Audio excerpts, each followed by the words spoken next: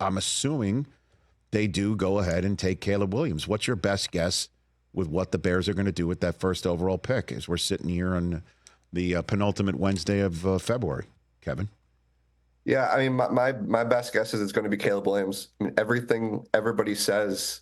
I mean, just look at what Daniel Jeremiah has said about him in the past couple of weeks. I mean, this guy just seems like, from a talent standpoint and the physical gifts, a no doubter. When I was down in the Senior Bowl, Rich, and I was talking to scouts and folks around the league, the phrase that they kept saying was, "You cannot pass on a talent like this. Like, he's just too good." Now, I'm keeping the door open. The combine's next week. The Bears are going to get an opportunity to sit down with Caleb Williams. And then they're going to certainly bring him into Hallis Hall. They're going to go see him. They're going to do their due diligence here. And I'm going to keep open the door that, maybe they think that a different quarterback is better suited for what they want to be. But right now, if they're picking number one, Caleb Williams seems to be the no doubt number one prospect, number one quarterback, not only in this class, but probably in recent classes. And it's hard to see the Bears, and you mentioned C.J. Stroud earlier and Bryce Young. The idea of the Bears passing on those guys and then passing on Caleb Williams is a wild thing to think about for a franchise that is so well known for its futility at the position. I mean, this is a golden opportunity for them to take this guy who is so gifted and pair him with DJ Moore, pair him with an offensive line that really hit its stride late in the season, that defense, and hope that they have the right pieces. They got a lot of cap space. They got the number 9 pick, and they can find a way to make it work. Yeah, that number 9 pick in the aforementioned Daniel Jeremiah's mock draft, Roma Dunze. And I mean, like, what a home run if we get out of the top 9 and the Bears have Caleb Williams and Roma Dunze, and then potentially another draft choice later on that Friday night because of the Justin Fields trade that would no doubt have to happen.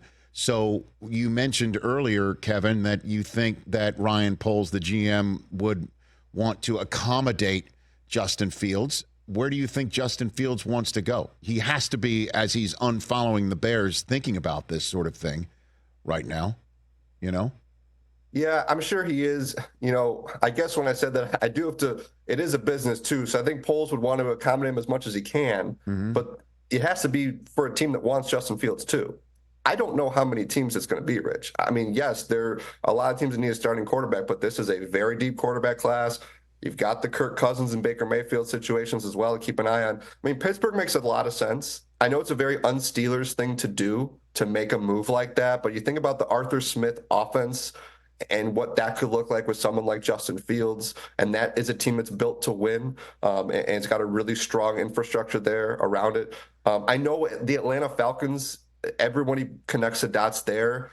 Hometown, needs a quarterback, great skill players. I just always wonder there, like, Terry Fontenot had his chance a couple of years ago and didn't take him. So what has Fields shown in the past 3 years to now, again, new head coach, different situation, desperate situation? I'm sure that owner might want them to take the Justin Fields. Is a great story in Atlanta, but that's a team. But outside those two, Rich, it's hard to really find a great fit. But I think if you're Justin Fields, you want to go somewhere where you can start, and you'd love to be with an offensive coordinator who you believe is going to fit that offense to you better than it was here in Chicago.